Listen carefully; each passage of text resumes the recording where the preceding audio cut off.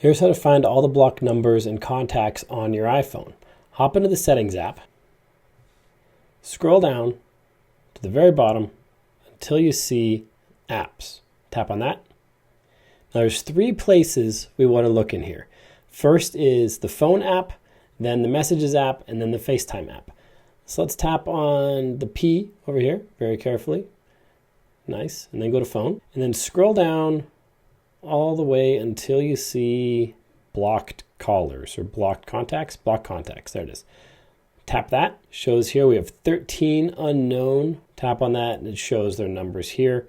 You can add more blocked numbers or emails.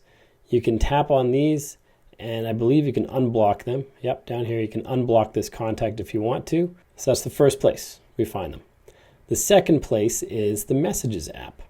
So in this list, let's tap on M, go to Messages, scroll down again.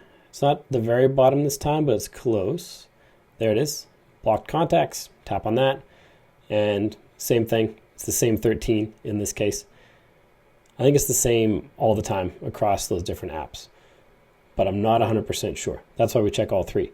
Now tap on the F to go to the FaceTime app, and then scroll down again until we find at the very bottom blocked contacts. Tap on that, 13 unknown, and there's our list again. That's how we find all the blocked numbers on your phone. If you got value from this video, like and subscribe to let me know, and then check out the video on your screen right now, which is going to help you level up your privacy on your phone.